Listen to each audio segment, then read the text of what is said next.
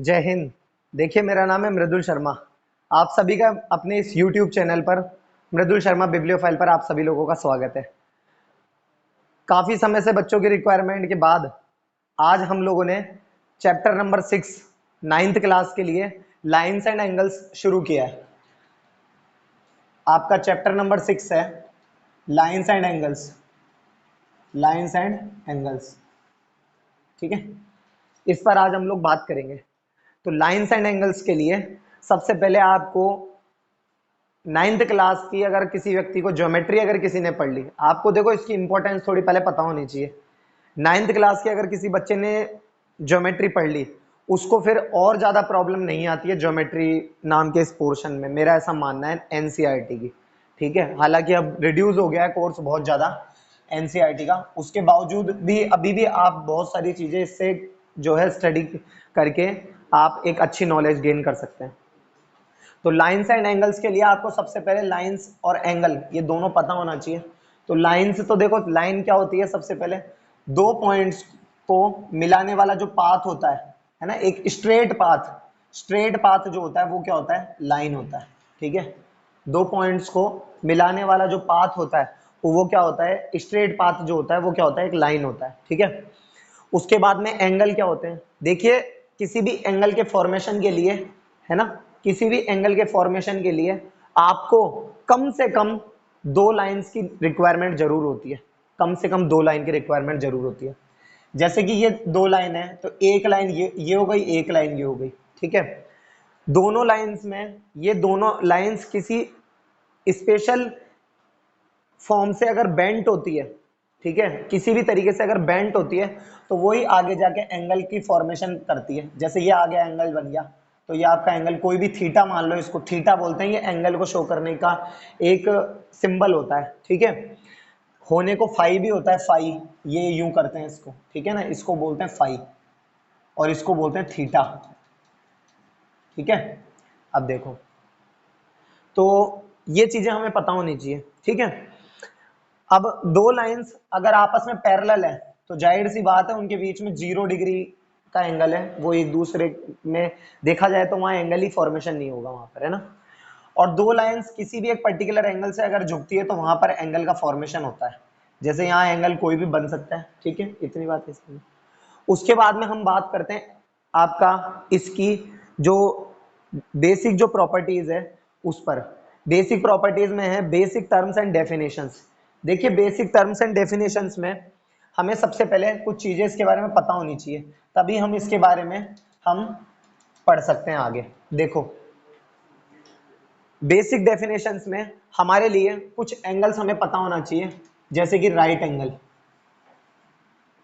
Right angle, ठीक है। उसके बाद में होना चाहिए आपका, राइट एंगल के बाद में क्या आता है आपका, आपका एक्यूट एंगल, एक्यूट एंगल। उसके बाद में आता है आपका ऑब्ट्यूज एंगल, ठीक है, ऑब्ट्यूज एंगल, ठीक है। उसके बाद में आता है आपका कॉम्प्लीमेंट्री एंगल,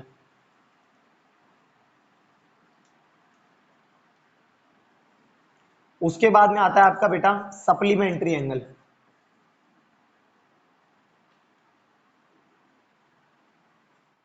ठीक है। उसके बाद में आता है आपका अल्टरनेट इंटीरियर एंगल,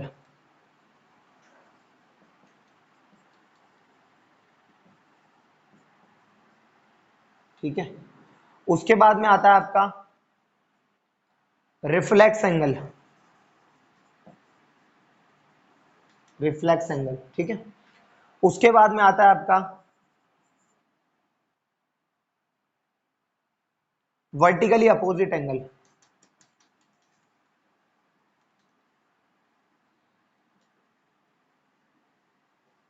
ये, ठीक है, क्लियर। वर्टिकली अपोजिट एंगल ये हो गया आपका reflex angle, alternate alternate interior angle, supplementary angle, complementary angle, obtuse angle, acute angle और राइट एंगल। इसके अलावा और भी हमारे एंगल्स होते हैं, है ना, उसके बारे में हम लोग अच्छे से यहाँ पर डिटेल में स्टडी करने वाले हैं। राइट एंगल पर अगर मैं बात करूं तो राइट एंगल जो होता है आपका, वो 90 डिग्री का जो एंगल होता है उसे हम क्या कहते हैं, राइट एंगल। जैसे कि ये ए बी और ये सी, ये 90 डिग्री। लिखने का तरीका क्या होता है, किसी भी एंगल को लिखने का तरीका हमेशा ये होता है कि मिडिल में हमेशा वो पॉइंट आना चाहिए जिस पर हमारा एंगल का फॉर्मेशन हो रहा है। जैसे कि इसे हम कहेंगे angle A B C equal to 90 degree, A B C. इसे आप चाहो तो सी बी ए बी कह सकते हो एंगल, लेकिन हम यहाँ पर इसे ए बी सी कहना ज्यादा जरूरी होगा। वैसे तो देखा जाए तो यहाँ भी अभी भी मिड में पॉइंट बी ही है, लेकिन हम इसे सी बी ए नहीं कहेंगे, ए बी सी ही कहेंगे। उसका रीजन ये है, ये भी कह दो तो गलत नहीं है, लेकिन उसका रीजन ये है कि यहाँ पर अल्फाबेटिकली जो है वो ए पहले आता है, ठीक है। उसके बाद में देखो अल्फाबेटिकली ए पहले आता है, फिर उसके बाद में आपका बी और देन उसके बाद में सी। बी पर आपका पॉइंट बन रहा है, ठीक है ना। एक आप इसमें जब ये कर रहे हो तो इसमें और भी कई ऐसे एंगल होंगे जैसे कि स्ट्रेट एंगल, ये भी आप इसमें मेंशन कर सकते हो, ठीक है। धीरे धीरे इसके अलावा और भी कई एंगल्स होंगे जिसको हम यहाँ पर स्टडी करेंगे, ठीक है ना। इतना आपको पता होना चाहिए। देखो अब इसके बारे में और अच्छे से बताता हूं। तो इसे एंगल एबीसी जो है वो यहां पर हो गया 90। अब एक्यूट एंगल को आप ऐसे याद रखो, देखो ए क्यूट, क्यूट मतलब छोटा बच्चा जो होता है ना, छोटा बच्चा, जैसे कि क्यूट सुंदर खूबसूरत, है ना। तो क्यूट एंगल मतलब जो छोटा होता है, यानी जो 0 से तो बड़ा हो अगर कोई एंगल और 90 से छोटा हो, ऐसे एंगल को क्या कहते हैं, एक्यूट एंगल। ऑब्ट्यूज एंगल के लिए कोई एंगल अगर 90 से बड़ा हो और 180 से क्या हो, छोटा हो, तो इसे क्या कहते हैं, ऑब्ट्यूज एंगल, ठीक है। कॉम्प्लीमेंट्री एंगल क्या होता है, जब कोई दो एंगल, जैसे मान लो वो थीटा और फाई है, अगर दो एंगल का सम अगर 90 डिग्री हो जाता है तो उसे कॉम्प्लीमेंट्री एंगल कहते हैं, और जब दो एंगल का सम अगर 180 डिग्री हो जाता है तो इसे हम क्या कहते हैं, सप्लीमेंट्री एंगल कहते हैं। क्लियर। अब अल्टरनेट इंटीरियर एंगल कहाँ बनते हैं, जब दो लाइंस पैरेलल हो। मान लो इस लाइन का नाम तो ए बी है और इस लाइन का नाम सी डी है, इनके बीच में मान लो जेड बन रहा है किसी तरीके से। वो जेड ऐसे भी बन सकता है, वो जेड ऐसे भी बन सकता है, देखो ये वाला, ये, ठीक है, इसमें ये वाला, ठीक है। वो जेड ऐसे भी बन सकता है जैसे ये, ठीक है, और वो जेड ऐसे भी बन सकता है, ये, ठीक है ना। तो यानी दो लाइंस को, दो पैरेलल लाइंस को मिलाने वाली लाइन क्या कहलाती है, हमारी ट्रांसवर्सल कहलाती है। क्या कहलाती है, ट्रांसवर्सल। यहां पर ये और ये इन्हीं लाइंस को सबको मिलाकर क्या कहा जाएगा बेटा, ट्रांसवर्सल, ट्रांसवर्सल कहा जाता है। आगे इतनी बात समझ में अच्छे से। उसके बाद सुनो, तो जब कभी दो पैरेलल लाइन को मिलाने वाली लाइन ट्रांसवर्सल कहलाती है, और उस ट्रांसवर्सल लाइन के द्वारा बनाया गया ये और ये जो एंगल होता है, नाम रखा है अल्टरनेट इंटीरियर एंगल। इंटीरियर एक को छोड़कर एक, और इंटीरियर अंदर की तरफ बन रहे हैं, तो अल्टरनेट इंटीरियर एंगल ये वाले हमेशा एक दूसरे के क्या होते हैं, इक्वल होते हैं। जैसे मान लो इसका नाम x है और इसका नाम y है, ये x है ये y है, ये x है ये y है, ये x है और ये y है, तो angle x equal to angle y हो जाता है। तो यहां पर हम क्या कह देते हैं, ये कि ये अल्टरनेट इंटीरियर एंगल है। इतनी बात आ गई समझ में। अब आगे होता है रिफ्लेक्स एंगल। अगर मान लीजिए कोई एंगल आपका 180 से तो बड़ा है और 360 डिग्री से छोटा है, तो ऐसे एंगल को क्या कह देते हैं हम लोग, रिफ्लेक्स एंगल कह देते हैं। इसको सीधी भाषा में ऐसे समझो, जैसे मान लो ये कोई एंगल है, ये कोई थीटा डिग्री का कोई एंगल है, थीटा एंगल है कोई, ए बी और ये सी, ठीक है ना। अगर मैं इसे कहूंगा angle A B C equal to क्या हो गया, थीटा। लेकिन अगर कोई मुझसे ये पूछ ले कि what is the reflex angle of ABC, reflex, तो रिफ्लेक्स का मतलब ये होता है, देखो एक पॉइंट पर बनने वाले एंगल का सम तो कितना होता है, 360 डिग्री होता है, ये और ये वाला भी। लेकिन अगर कोई मुझसे ये पूछ ले कि ये वाला एंगल कितना होगा, इस एंगल को ऐसे तो कुछ कहेंगे नहीं, इस एंगल का नाम होता है, इस एंगल का नाम होगा बेटा रिफ्लेक्स एंगल एबीसी। तो रिफ्लेक्स एंगल एबीसी क्या होगा, 360 में से थीटा, थीटा को लेस कर दो तो ये हो जाएगा 360 माइनस थीटा, 360 माइनस थीटा। 360 में से थीटा को लेस करा तो ये रिफ्लेक्स एंगल एबीसी हमारा बनकर तैयार हो गया। आगे इतनी बात समझ में। अब देखो फिर उसके बाद में आता है हमारा वर्टिकली अपोजिट एंगल, ठीक है, वर्टिकली अपोजिट एंगल। जब दो लाइन एक दूसरे को इंटरसेक्ट करती है, दो लाइन एक दूसरे को इंटरसेक्ट करती है, तो जैसे मान लो ये लाइन का नाम ए बी और सी डी है, और ये दोनों लाइन एक ये वाला एंगल, एक ये वाला एंगल, ये दो और ये दो और एक लगाने से मेरा क्या मतलब है? मेरे कहने का मतलब यहां पर ये है कि अगर ये एंगल मान लो कोई एक्स होगा और दोनों लाइन अगर एक दूसरे के वर्टिकली अपोजिट है, तो ये एंगल जो होगा वही एंगल ये होगा। अब जाहिर सी बात है ये एंगल तो कुछ अलग होगा, तो ये अगर y होगा तो इसके सामने वाला भी y ही होगा। ये डिग्री लगाना मत भूलना, एंगल का की यूनिट जो होती है वो आपकी डिग्री होती है, होने को तो रेडियन भी होती है ना, लेकिन आपको यहाँ पर 9th-10th क्लास तक जो यूज में ली गई है वो आपकी डिग्री यूज में ली गई है। दो लाइन एक दूसरे को जब एक दूसरे को इंटरसेक्ट करती है, तो उनके द्वारा ये अपोजिट एंगल जो होते हैं वो एक दूसरे के इक्वल होते हैं, एक दूसरे के इक्वल होते हैं, तो इसे ही कहा जाता है वर्टिकली अपोजिट एंगल। आ गई इतनी बात समझ में? उसके बाद में आपका एक स्ट्रेट एंगल भी आता है,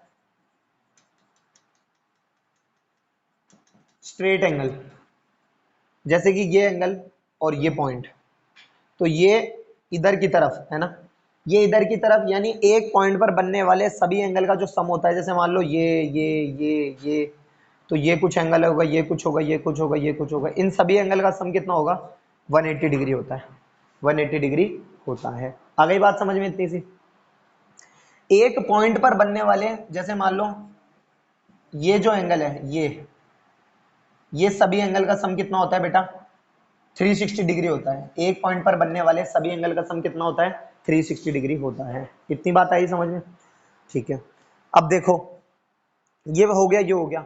अब थोड़ा सा और, अब हम थोड़ा सा शेप्स पर बात करते हैं। हमने एंगल पर तो बात कर लिया, अब हम थोड़ा शेप पर बात करते हैं। तो एक ट्राइंगल में अगर तीन एंगल है, उस ट्राइंगल का नाम हो गया ए बी सी, और ये हो गया वाई, और ये हो गया आपका जेड। ठीक है, एक ट्राइंगल में तीन इंटीरियर एंगल का जो सम होता है, एंगल एक्स, एंगल वाई और एंगल जेड का जो सम होता है वो कितना होता है बेटा? आपका 180 डिग्री होता है। एक ट्राइंगल के सभी इंटीरियर एंगल का सम कितना होता है? 180 डिग्री होता है। ठीक है, अब इस ट्राइंगल की कोई एक साइड को आप आगे बढ़ा लो एक बार के लिए। ठीक है, अब ये जो साइड कहलाएगी, ये इसका, अगर जैसे मान लीजिए ये जो है, ये इसका पॉइंट P हो गया, P, इस एंगल को आप क्या नाम दे दोगे? P। ठीक है, अब ये जो पॉइंट है, ये इस ट्राइंगल का एक एक्सटीरियर एंगल कहलाएगा, जिसे हिंदी में कहते हैं बाह्य कोण। ठीक है, एक्सटीरियर। तो ये जो एक्सटीरियर एंगल है, ये इसे कह दो P। किसी ट्राइंगल का एक एक्सटीरियर एंगल उसके दो अपोजिट इंटीरियर एंगल के सम के इक्वल होता है। आई रिपीट इट, किसी ट्राइंगल का एक एक्सटीरियर एंगल, ये एक एक्सटीरियर एंगल यानी P, उसके दो opposite interior angle, interior X Y Z है, लेकिन अपोजिट का मतलब जेड वाले को छोड़ दो, एक्स और वाई। किसी ट्राइंगल का एक एक्सटीरियर एंगल उसके दो अपोजिट, अपोजिट यानी ये इंटीरियर एंगल के सम के इक्वल होता है, यानी एक्स और वाई के सम के इक्वल होगा। ये ऑलवेज होगा, हमेशा होगा ऐसा। अब आप ये जो एक्सटीरियर एंगल है, आप ये किसी भी ट्राइंगल की साइड को आगे बढ़ा सकते हो। जैसे आप चाहो तो अगर इसको आगे बढ़ाओगे और मान लो इसको आप क्यू नाम दे दोगे, तो ये जो क्यू है, ये इसके अपोजिट कौन सा होगा? वाई को छोड़कर, एक्स और जेड, तो ये एक्स और जेड के सम के इक्वल हो जाएगा। क्लियर? इतनी बात आई समझ में? अगर मान लो आप यही चीज अगर यूं आगे बढ़ा दो और इधर मान लो ये आर कह दो, तो इसका साथ वाला तो ये है, यानी इसे छोड़कर वाई और जेड के, तो यानी ये जो एंगल आर है वो वाई और जेड के सम के इक्वल हो जाएगा। इतनी बात आ गई समझ में आप लोगों को अच्छे से? ठीक है, ठीक है। अब उसके बाद में आपके इसी प्रकार के देखो, स्ट्रेट एंगल हो गया, ये हो गया, ये हो गया, ये ट्राइंगल का एक्सटीरियर एंगल हो गया। किसी क्वाड्रिलेटरल, क्वाड मतलब चार और लेटरल मतलब साइड, तो चार साइड वाली कोई बंद शेप है ना, क्लोज्ड फिगर, ठीक है ना, वो क्या होती है? आपकी क्वाड्रिलेटरल होती है। ये क्वाड्रिलेटरल हो गया। किसी क्वाड्रिलेटरल के सभी एंगल का जो सम होता है वो भी आपका कितना होता है? 360 डिग्री ही होता है। तो यानी angle A, angle B, angle C और एंगल डी, इसका सम कितना हो गया बेटा? 360 डिग्री होता है। आ गई इतनी बात समझ में अच्छे से? इसी प्रकार आप इसमें एक जो और काम की चीज है वो देखो क्या है, ध्यान से देखो एक बार। ये दो लाइन आपकी पैरेलल है, ठीक है। मैंने आपको बताया दो पैरेलल लाइन को मिलाने वाली लाइन जो होती है उसको क्या कहते हैं बेटा, ट्रांसवर्सल कहते हैं। ये ट्रांसवर्सल हो गई, सही है। ट्रांसवर्सल के अल्टरनेट इंटीरियर एंगल तो इक्वल होते हैं, यानी ये जो x है और मान लो ये y है, तो ये x इक्वल टू क्या हो जाएगा, y के हो जाएगा। ये तो मैंने आपको बताया है अभी भी, ठीक है। अब जो जरूरी है वो क्या जरूरी है, देखो